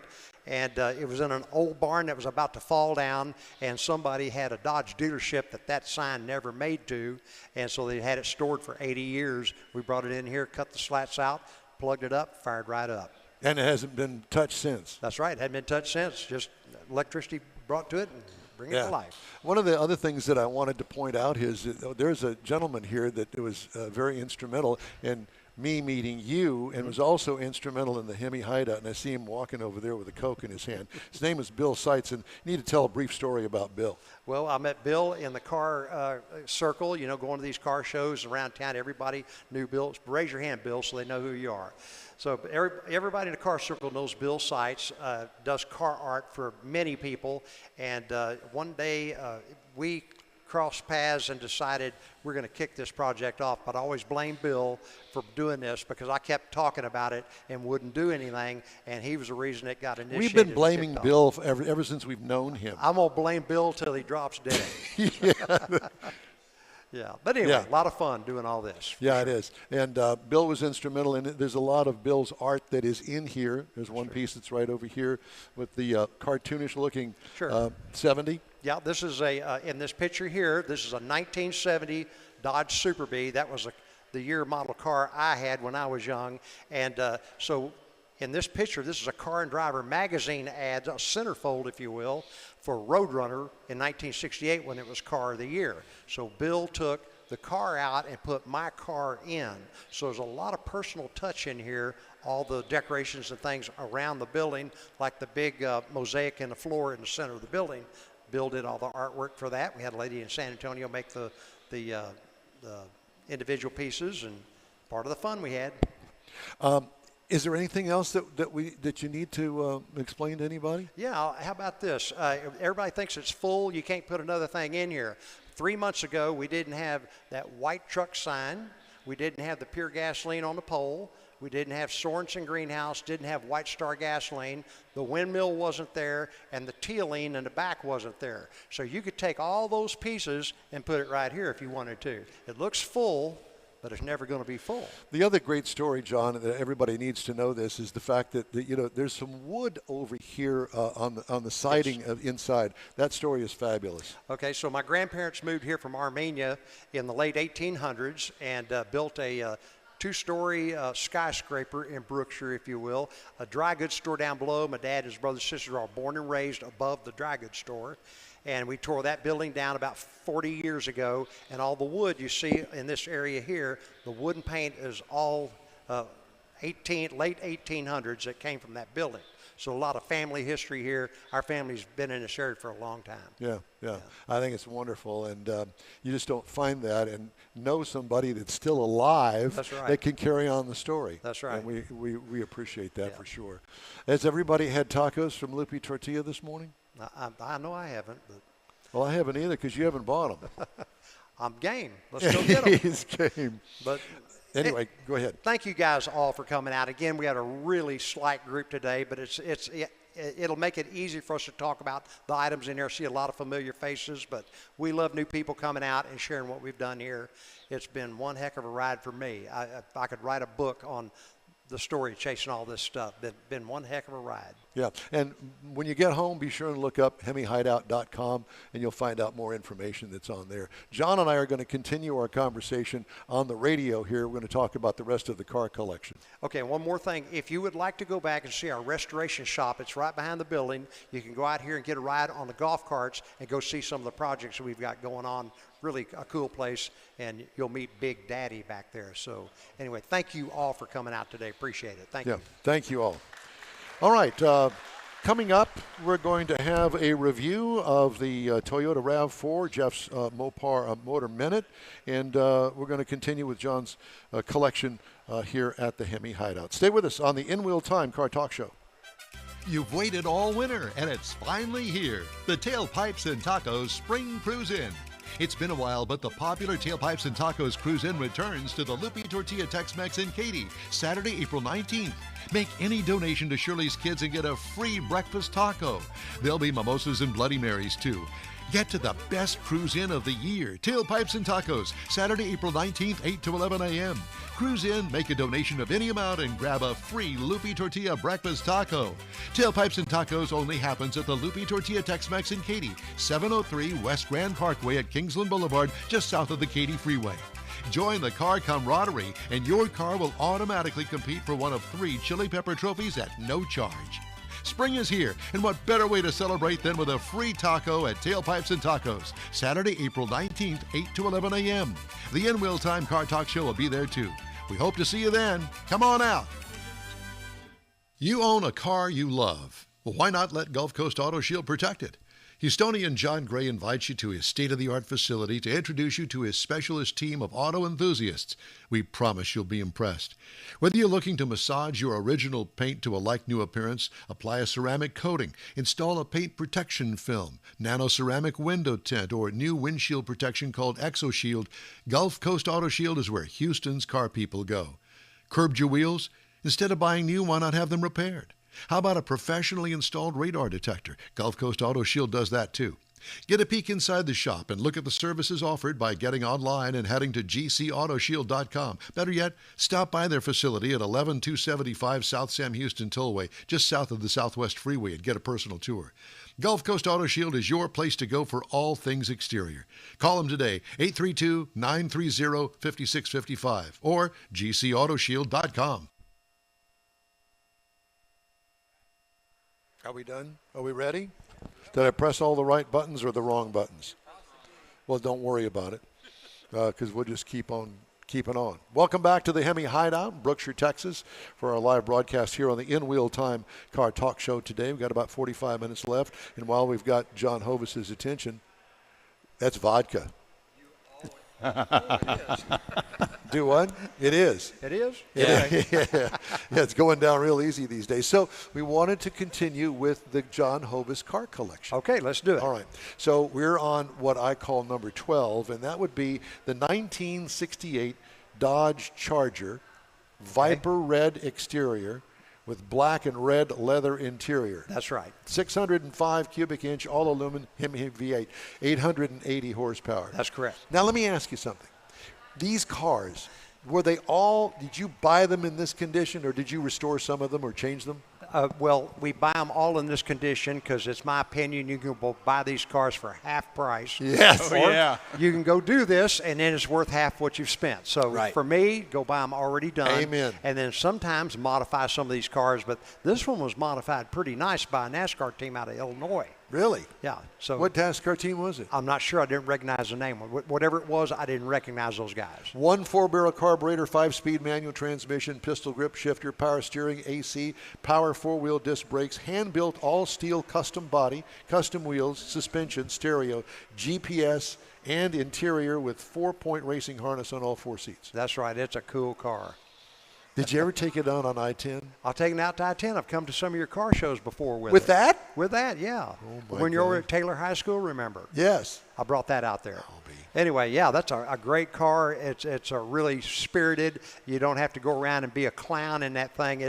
It'll take your breath away just when you're No doubt. doing the normal thing. I can only imagine. Okay, the next one is the 1969 and a half Plymouth Roadrunner. I like it. Yes. Yellow exterior, black interior, 507 cubic inch V8, 750 horsepower, 1 4-barrel carburetor, Oh. an A990 lift-off hood. Was that an option from the factory? Actually, it was a mid-year car, but that one is actually a clone. That was born a satellite, and then somebody modified it. Nice. So, yeah, but it's a Saturday night special. We love those. It's one of the roughest cars in the whole Collection? corral there. Is it really? Yeah, it is. So you take that out and get crazy with it. Power steering, AC, power 4-wheel disc brakes, mild Pro Street with mini-tubbed wheel wells, electric exhaust cutouts. Yeah. Yes. Oh, yeah. And a line lock on it. Let's go and burn it up. That's right. All right, the next one up is the 1970 Plymouth HEMI Cuda. Yeah. 472 cubic inch HEMI V8, 500 horsepower. It's kind of hard to see. Dual 4-barrel carburetors, shaker hood scoop, 4-speed manual transmission, pistol grip shifter, power steering, front disc brakes. Mm-hmm. That's a nice car. It is. And again, another resto mod. That car was born a 6-cylinder No. convertible. And so somebody put in the 472 stroker motor. It's an Indy cylinder head engine. And, man, you don't have to be crazy in that car. You look cool just driving around being a normal driver. So, but it sounds great. There's nothing normal about you or your taste. No, there's nothing normal about me at all. 1970 Dodge Charger RT. That's the next one. Bright blue metallic exterior, black leather interior, 440 cubic inch V8, 390 horsepower, 3 2-barrel carburetors, torque flight automatic transmission, power steering, front disc brakes powered. I've nicknamed that car Nadine. Nadine? That car is possessed. Is it? And when I take it out, I have the record driver on speed dial. 'Cause Really? I can't get to the end of the driveway and something happens. Little things happen. It's one of those cars that's like, man, I took the battery out. Numbers matching special edition, wow. one of only 84 built, first year for leather in a Dodge So car. this one's for sale. Yeah, oh, yeah. They're all for sale. There you that, Don? I'll They're cut on some sale. sweet deals right No, today. I'm sure that there are. The next one, I believe, is the 1969 Dodge Super Bee. Is that correct, John? Yeah, 69, yes. Lift-off hood, Six A990. Okay. Red exterior, black interior, 440 cubic inch V8, 390 horsepower, 3 2. You know you are into the 6-packs. I loved them. When those things came out, remember? I do. Those things were so cool. That's like Tri-Power for Pontiac or Chevrolet. Yep. Or, I mean, it was just so cool. That What a lift-off pain! hood. What a pain to tune. Oh, man. Well, I suppose those things ran better than the Hemis, though. The Hemis, you had to be married to a mechanic. Really? Yeah, to keep that thing running. These they ran on the middle carburetor, and then Yes. vacuum opened the outside ones. But, man, when I was a young buck at 17, when those came out, that's what I wanted. I won one of those. I didn't get that, but I got a 383 Super Bee the next year, so I was happy. Very rare option, one of only 5 special order cars with 4-speed console and bucket seats. The next one up, 1966 Dodge Coronet. Oh, boy. Is that correct? I believe it's a 65. That could be a wrong deal, but I will say 66. It's a race car. Well, it looks like a race car. It's like a factory. What do you call it? Copo? Well, like a Copo, but you buy it and go to the track. What do you call it? Well, anyway, you took it to drag strip. You Yeah. didn't drive that. Yeah. Well, there you have it. All right, moving A drag along. pack. A drag pack. A 1965 is what that is. Drag pack. They only made 100 of them. That's a replica. It's not real, but it's close. Next up is the 1970 Dodge Challenger RT. We're almost done here. Dark blue metallic exterior, black interior, 426 HEMI V8, 425 horsepower, dual 4-barrel carburetors. Can only imagine what the mileage on that would be. Shaker hood scoop, torque flight automatic trans, and front disc brakes. Replica of rare, one of only 11 built HEMI Challenger convertibles. This was a New England Mopar Concours winner. Wow. It was a replica, modified, and it was born a 383 RT and completely fitted out to spec to be a HEMI. There were a lot of little things you did to make a HEMI. But again, only 11 convertible HEMIs were made in 1970, and this is a replica. So if that was a real car, that'd be a $3-4 million car. You probably have one or two of those, don't you? Well, I've got several replicas, yeah. I don't buy the real ones, not those cars. Good for you. We were talking about that. 1972 Plymouth Duster, my car. I've got dupes on this. Whenever you want to get rid of it, you let me know. Black exterior with braille stripe with black houndstooth interior, 340 V8, 275 horsepower, single 4-barrel, 4-speed manual trans, power steering, AC, power brakes, numbers matching original except for the custom wheels. Yeah, that black looks good on that car. Dude, that is my car right there. So for the Dodge and Plymouth guys, if you find triple black or the pink cars, so Dodge called that Panther Pink and Plymouth called it Moulin Rouge, those cars go up in value because there were so few of them. The black cars, triple black, look like the bad guy, like kind of like the hoodlum of the group, would have a triple black car. Did you ever have a black car back in the day? I did not. Mine was yellow. I wasn't a hoodlum. I was a lover, not a fighter. I heard that about you somewhere. I can't remember who it was. We're not going there. You had fast enough cars you didn't have to stay and fight. You could just, right. I got to go. That's right. Well, thank you so much, and thank you for inviting us out. We always have a good time when we come out here. Want to do something different today, and we appreciate you playing the game. Thank you, guys. We appreciate you, all of you. Thank you so much. Thank you. Okay, just ahead, review of the 2025 Toyota RAV4 and Jeff's Motor Minute right after this quick break. You've waited all winter, and it's finally here. The Tailpipes and Tacos Spring Cruise In. It's been a while, but the popular Tailpipes and Tacos Cruise In returns to the Lupi Tortilla Tex-Mex in Katy, Saturday, April 19th. Make any donation to Shirley's Kids and get a free breakfast taco. There'll be mimosas and Bloody Marys, too. Get to the best cruise in of the year. Tailpipes and Tacos, Saturday, April 19th, 8 to 11 a.m. Cruise in, make a donation of any amount, and grab a free Lupi Tortilla breakfast taco. Tailpipes and Tacos only happens at the Lupi Tortilla Tex-Mex in Katy, 703 West Grand Parkway at Kingsland Boulevard, just south of the Katy Freeway. Join the car camaraderie, and your car will automatically compete for one of 3 chili pepper trophies at no charge. Spring is here, and what better way to celebrate than with a free taco at Tailpipes and Tacos, Saturday, April 19th, 8 to 11 a.m. The In Wheel Time Car Talk Show will be there too. We hope to see you then. Come on out. You own a car you love. Well, why not let Gulf Coast Auto Shield protect it? Houstonian John Gray invites you to his state-of-the-art facility to introduce you to his specialist team of auto enthusiasts. We promise you'll be impressed.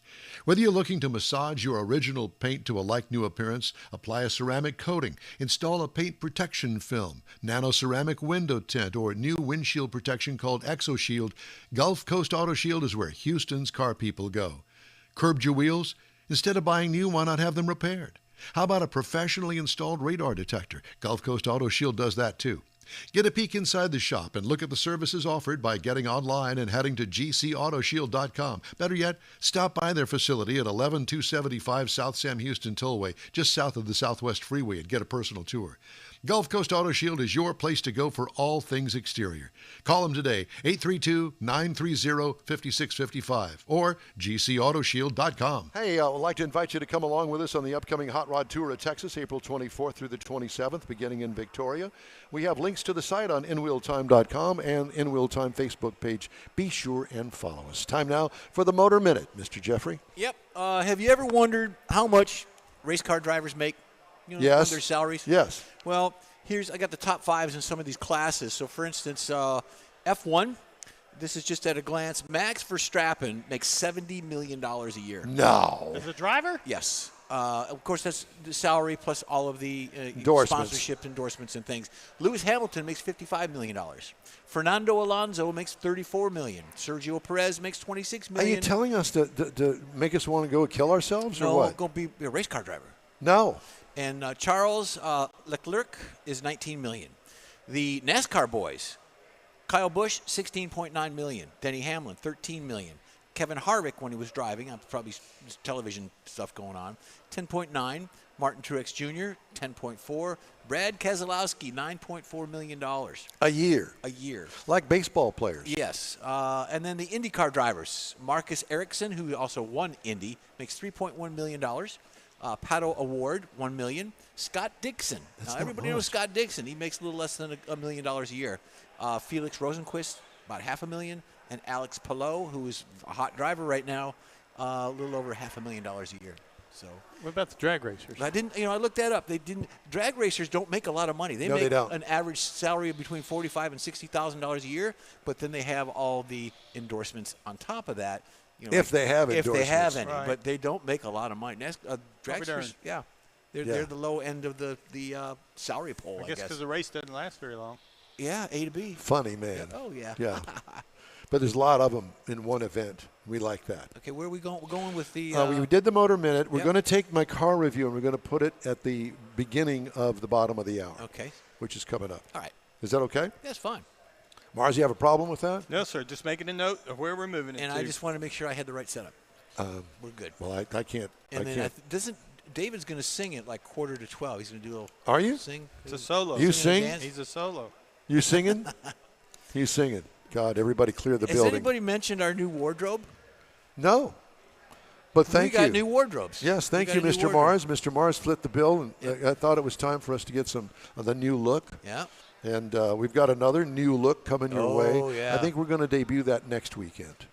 Next weekend or at the HEMI at Tailpipes Not and Tacos? Yeah, Tailpipes and 2 Tacos. weeks. Yeah, Yeah, couple yeah, of 2 weeks, weeks. yeah. Did you get your chaps? We ordered you some chaps. The assless chaps. Just saying. Can I say that in front of all these I people don't in know. here? You just did. I guess I Let me did. get your didn't I? back to them now. Stand up. They'll see. But it's okay. It just slipped out. I can't help myself. All right. Hey, if you'd like to get in touch with us, shoot us an email. The address is info@inwheeltime.com. We are back after this quick break. Pro-Am Auto Accessories has been serving Houston's auto enthusiasts since 1984, providing world-class products for sports cars, European sedans, and American muscle. Pro-Am is known as the place to go to find exclusive and hard-to-find parts and accessories. Pro-Am is one of the very first distributors in the USA for brands such as Recaro, Redline, Momo, Corbo, and Simpson. Located in the heart of Houston's premier retail and service corridor, the Galleria area, Pro-Am's walk-in storefront includes an 8,000-square-foot warehouse, showroom, and installation bays. Pro-Am not only sells parts and accessories, but also offers installation and service. Pro-Am is now reaching a worldwide audience through Pro-Am.com, taking its local reputation to the rest of the world. At Pro-Am Auto, you'll be dealing with a small group of professionals who truly want to help you with your automotive needs. If you don't see what you're looking for on the website, call and Pro-Am will lend you a hand. Pro-Am Auto, 6125 Richmond at Green Ridge in Houston's Galleria area. Call them at 713-781-7755. Mecum Auctions, the world's largest collector car auction company, returns to Houston, April 3rd to the 5th at NRG Center.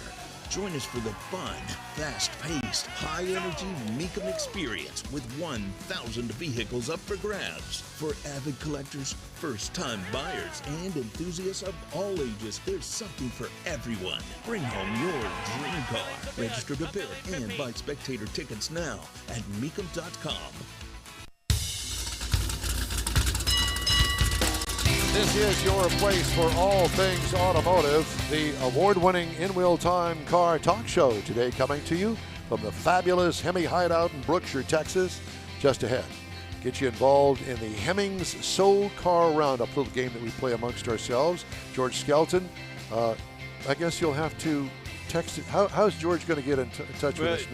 Jeff Heitzman and George, anybody that wants to, they can send us a chat either on YouTube or on Facebook, depending on where they're joining us. I'm going to get these folks involved. Who's ever behind us, I'm going to ask them to look at the screen and shout out their bid. All right. We'll do that. Okay. All right. Let's see. Oh, coming up, we're going to have a new car review of the Toyota RAV4 Hybrid that I just got done driving. We're also going to have this hour recalls and Hemmings Sold Car Roundup. Guess what it's sold for? That's what we're going to play. We're going to be doing that. We're going to be doing that. Okay. I did say that Jeff's going to have the racing calendar, didn't I? Yeah, we can. If you want to cut that off, that's fine. No, that's later on in this half hour. Yeah. We'll get you caught up stories making automotive news headlines, some doozers in this one. Howdy along with Mike out of this world, Mars. We always need more Jeff Zekin. I'm Don Armstrong. David Ainsley, our chief engineer. He's behind me. He's There he is. behind. Wave, oh, David. He's doing something back there. All All right. There's his hand. Where are you putting that hand there? Where is it? Where is it been? That's the Yeah, real that's the question. question. Yeah. All right, so time now for this hour's car review. We had a chance to drive the 2025 Toyota RAV4 Hybrid. By the way, the assembly location for this car is Georgetown, Kentucky. All right. You So go, Georgetown. If you're in following all of the tariff stuff, this is a built in America Maybe car. that should be a requirement on the car reviews from now on where it's made. Well, so that folks can as a get matter an of fact, idea. I sent something to Mars about that. Did he mention where his car was made when he did Yeah, his it was, review? L.A. is where Yeah. it shows its final assembly point. Okay. Well, mine has got a little accent to it, Georgetown, Kentucky. It comes in several trim levels, the LE, the XLE, the SE, the Woodland Edition, the XLE Premium, and the XSE, along with the Limited. It's a lot. And Toyota's known for that.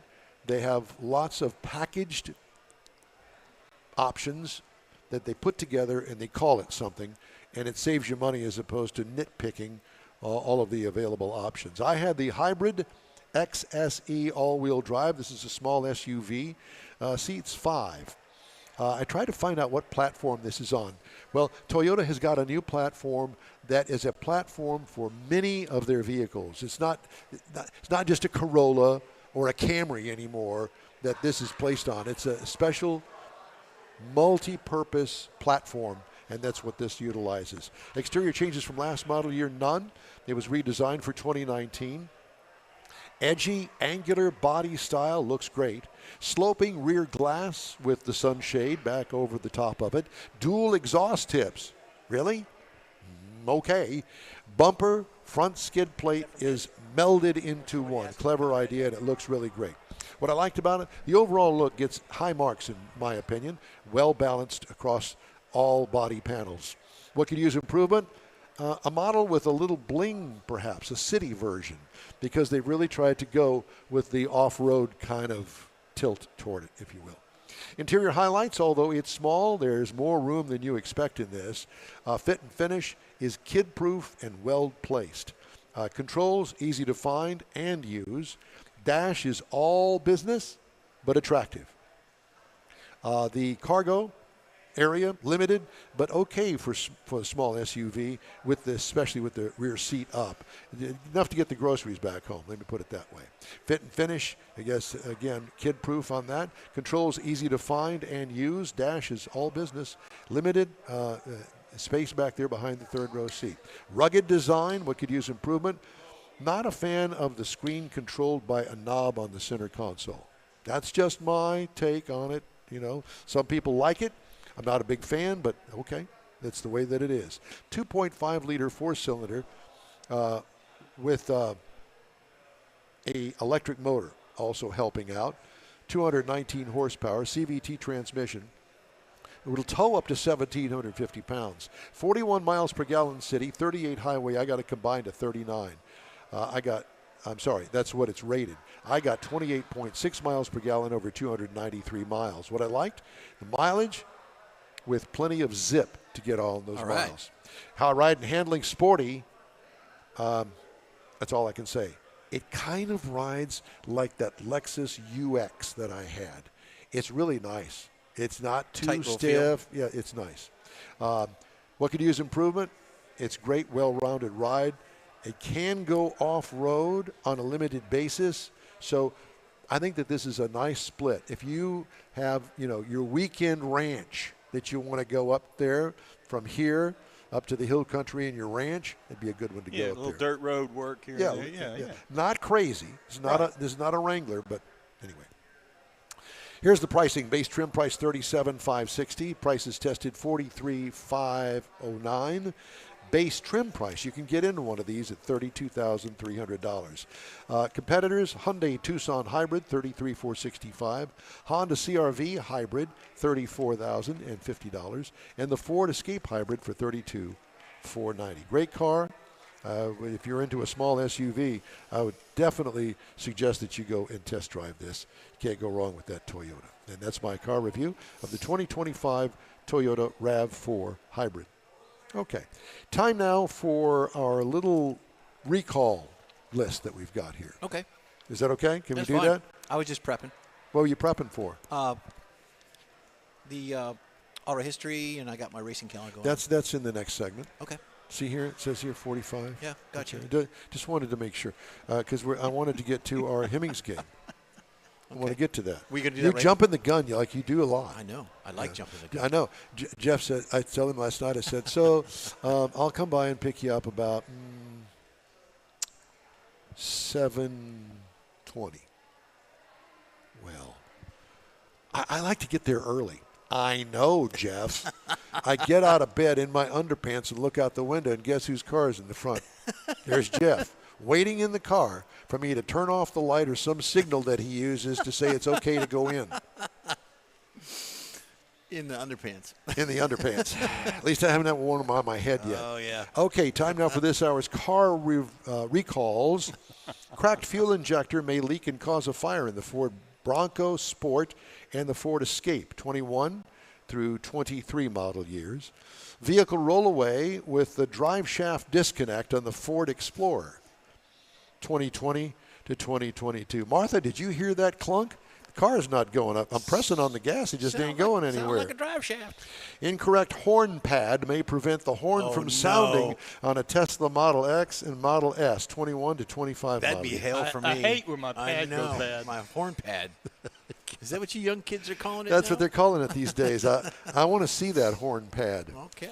Front brake calipers may fail on the Infiniti QX60, the Murano, and the Pathfinder for the 2025 model year. Can you imagine bringing home a brand new car, letting all the neighbors and the kids climb all over it and take a look at it? Martha? Well, I got to take it in on Monday because the front brake calipers may fail on it. Not good. And then the high voltage battery may short circuit on the Volvo S60, S90, V60, V90, XC60, and the XC90 for 2020 through the 2022 model years. It's getting recalled. Call your Volvo dealer today. Check your local listings. All right. This is one of my favorite parts of the show, and I don't know why, because it's kind of like, remember the Johnny Carson thing when it was Stump the Band? Remember that? Well, this is kind of like the same thing, except we're going to use cars. And we use Hemmings.com, Sold Cars Roundup is what we use. And so I asked the boys, give them the description of the vehicle. We show the picture on the television. And I just picked 9 or 10 of the cars. And are you able to do this? Because it's on this hard drive, thumb drive. So we're holding on, waiting for Jeffrey to get it all together. It's called the Ford Drive. Okay. Huh? Do you need some assistance? No? You have no headset on, so I can't talk you through this. There it is. But I want to give them. Well, I think you have to pull it up. Jeff is telling the audience out here without a headset on. He's not all there. But I'm sure that in your life you've probably known a few people that aren't all there. Surely, I have. Surely you just. I gathered them all up for you right here. They're not all there. There's Bill Seitz, and he's the king of the crop. You got to tell us how much it's sold for. Put your headset on, would you? Okay. All right, here we go. Are you ready? I am.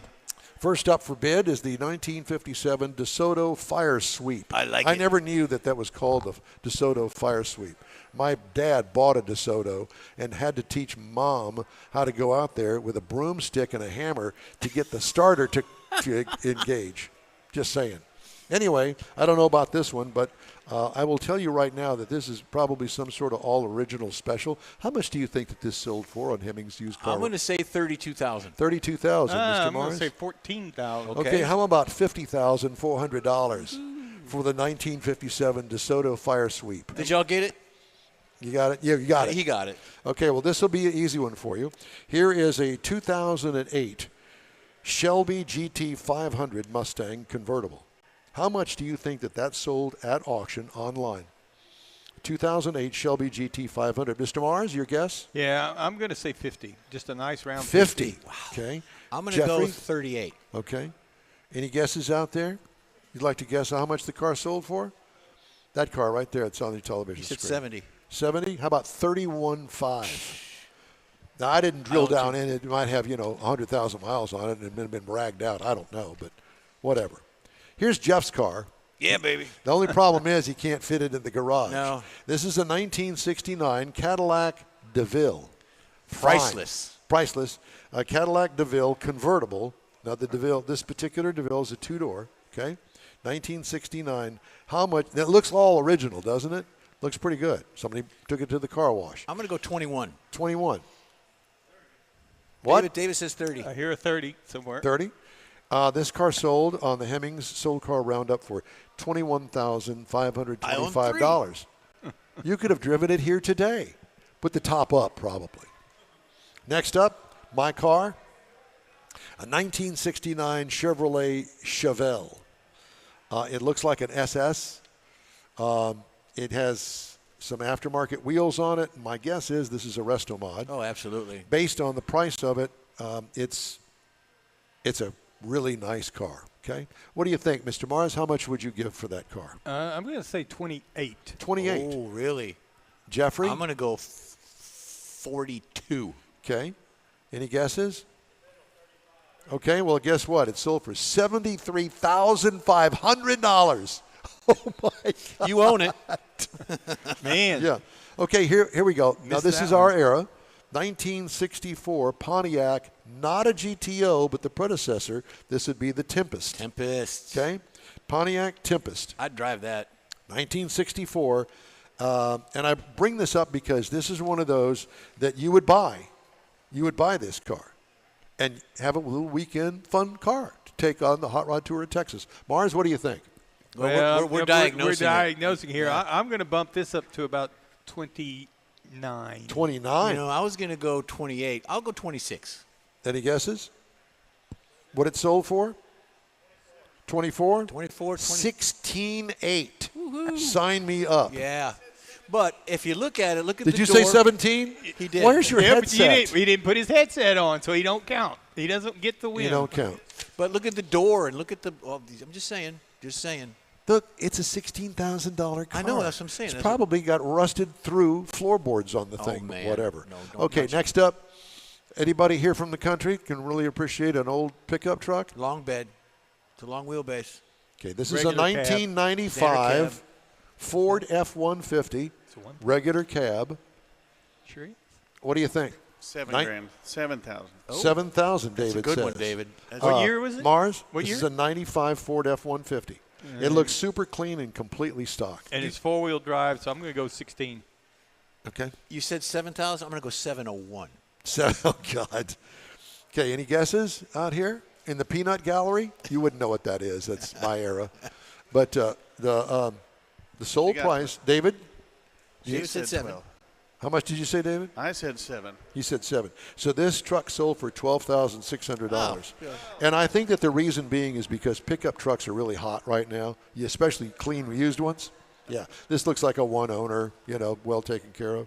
All right, next up, for you Jeep fans out there, a 2002 Jeep Wrangler. It's a good looking Jeep. And I don't know if it's got a hard top, but this one here it shows is a strictly a yeah. soft top. It's got some custom features on it, including the front bumper. It's got aftermarket wheels and tires on it, some fatties on there. It's clean. Silver with a black stripe around the hood. 2002 Jeep Wrangler. What do you think that sold for? Mars? Man, that's a tough one. Those things are so out of whack. I'm going to say 18. 18. I'm going to go 12. 12. David? 15. 15. 28. 28. 15 to 25. David's got 2. David owns 2. I own 2. A Wrangler? Wow. No. He just bought it. Okay. Second to the last. For all of you Ford fanatics out here, I had to pick this one. I love the body style on I do this too. one. So this is a 4-seat Bird is Ford word. Thunderbird from 1961.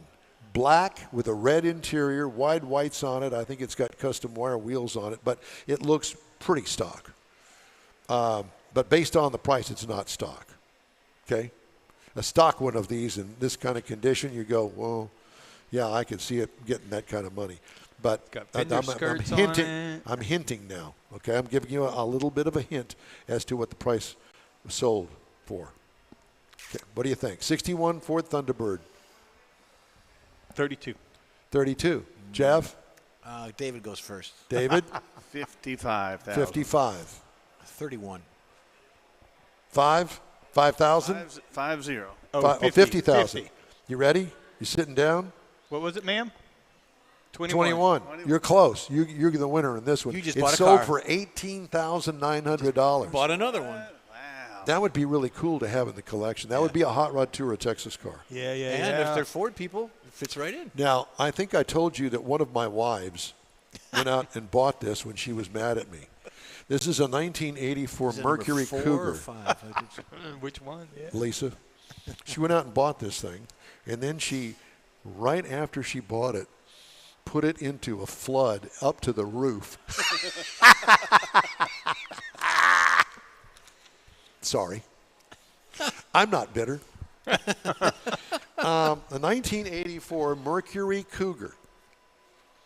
Okay?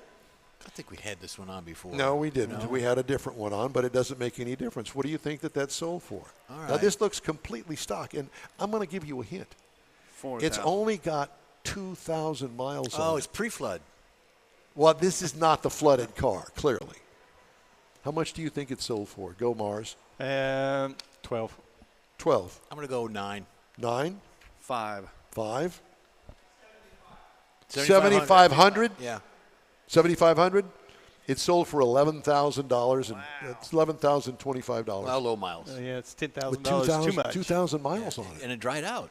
It's not the same car. But anyway, so that's our Hemmings sold car roundup guessing game for the HEMI Hideout. Now, you crowd. can subscribe to the show, and we do this every week, so you can, chime in on that as well. It's we like to do it because it's fun. Okay, we need to take a break, and we want to remind you that Jeff's going to have the racing calendar. And Mars, it's going to be tight, but we can get the auto history in as well. Man, Coming up here on the In Wheel Time Car Talk Show. You've waited all winter, and it's finally here. The Tailpipes and Tacos Spring Cruise In. It's been a while, but the popular Tailpipes and Tacos Cruise In returns to the Lupi Tortilla Tex-Mex in Katy, Saturday, April 19th. Make any donation to Shirley's Kids and get a free breakfast taco. There'll be mimosas and Bloody Marys, too. Get to the best cruise in of the year. Tailpipes and Tacos, Saturday, April 19th, 8 to 11 a.m. Cruise in, make a donation of any amount, and grab a free Lupi Tortilla breakfast taco. Tailpipes and Tacos only happens at the Lupi Tortilla Tex-Mex in Katy, 703 West Grand Parkway at Kingsland Boulevard, just south of the Katy Freeway. Join the car camaraderie, and your car will automatically compete for one of 3 chili pepper trophies at no charge. Spring is here, and what better way to celebrate than with a free taco at Tailpipes and Tacos, Saturday, April 19th, 8 to 11 a.m. The In Wheel Time Car Talk Show will be there too. We hope to see you then. Come on out. You own a car you love. Well, why not let Gulf Coast Auto Shield protect it? Houstonian John Gray invites you to his state-of-the-art facility to introduce you to his specialist team of auto enthusiasts. We promise you'll be impressed. Whether you're looking to massage your original paint to a like-new appearance, apply a ceramic coating, install a paint protection film, nano-ceramic window tint, or new windshield protection called ExoShield, Gulf Coast Auto Shield is where Houston's car people go. Curbed your wheels? Instead of buying new, why not have them repaired? How about a professionally installed radar detector? Gulf Coast Auto Shield does that too. Get a peek inside the shop and look at the services offered by getting online and heading to gcautoshield.com. Better yet, stop by their facility at 11275 South Sam Houston Tollway, just south of the Southwest Freeway, and get a personal tour. Gulf Coast Auto Shield is your place to go for all things exterior. Call them today, 832-930-5655 or gcautoshield.com. Hey, you're going to the Hot Rod Tour of Texas. Be sure and follow the In Wheel Time team as we join over 300 other enthusiasts beginning April 24th as we trek across Texas. Get the info link at inwheeltime.com and our In Wheel Time Facebook page. Time now for the racing calendar sponsored by Texas Muscle Car Club Challenge. Perfect. You got Indy Racing coming up on Grand Prix of Long Beach. It's next weekend. It's going to be a 90-lapper. Check your local listings for that race. You got NHRA coming up next week. It's going to be the NHRA 4-wide Nationals out of where? Lost Wages. So that'll be fun. I think it's probably going to be like on an FS1 channel, but check it out. And then you've got Bristol for the Craftsman truck guys. That's next weekend. And then this weekend, all of the NASCAR boys, the Xfinity and so on, they're going to be at Darlington, both the Xfinity and the Cup guys. Well, that's a classic race there at Darlington. Yep. And the Lady in Black. Lady in Black. Yep, You that's gotcha. it. All right, time now for This Week in Auto History, Mr. Mars. Man, it was a busy week. So March the 29th, 1974 was the last U.S.-built Mercury Cougar convertible. I like it. Now, this actually, the Cougar actually put the V8 engine with wood grain trim and a lot of other things to kind of be. And you know that was not the Mustang. No. It was not the Mustang. Totally Everybody thought it was the Mustang. Yeah, it was an off-take of the Mustang, but it wasn't. And this actually marked the end of Mercury convertibles for decades. So also on March the 29th, Chrysler introduced the HEMI V8 engine. It was actually called the Firepower engine in 1951. And it was 331 cubic inch. It was targeted for their upscale models, the heavier cars, so they'd have plenty of power for that. But the unique design of it, the hemispherical design of the heads and everything, got caught up into the racing. It took on the HEMI name. Chrysler actually got that name, and that's where they market that particular engine. Anything with it. Got a HEMI in it? Yeah, it's got a HEMI. Got a HEMI in it. March the 31st, 1949, Oldsmobile put out the first Rocket V8 engine. All right. Rocket V8. It was a high compression overhead valve V8 engine, 330 cubic inch. It really kicked off a lot of people think that's what helped spark the muscle car era. It had 135 horsepower, and it really did a lot in the racing world as well. Then on April the 1st, appropriately, 1970, AMC introduced the Gremlin. How about that? I'll give you Power $1 Pro for it. on April Fool's Day. They actually designed this subcompact car to kind of compete with the rising imports and stuff. It had the chopped back on it and the short wheelbase, and it was really designed to get some fuel economy, and it just never got caught on. People either liked it or they didn't like it. Didn't have a tail end on it. No. So it didn't last very long. April the 3rd, 1983, Richard Petty wins his 196th NASCAR race. King Richard. Yes, he was King Richard, and he always had number 43 on his STP. This particular race, when he won it, was the Firecracker 400. And this is really where they decided Did he you say actually STD? STP. No, STP. Okay. So this is where they really started tagging him as the king of NASCAR at There that you go. point. And that was this week in automotive history. Awesome. There was a lot more stuff, but I had to pare it down. Why? Yeah. Because We I know had time. 12 different things, Oh, yeah. We wouldn't know, no time. No time. Well, you can throw in a couple more. Well, I don't have them with me, though. Yeah. Yeah, you did bring them with you. Good.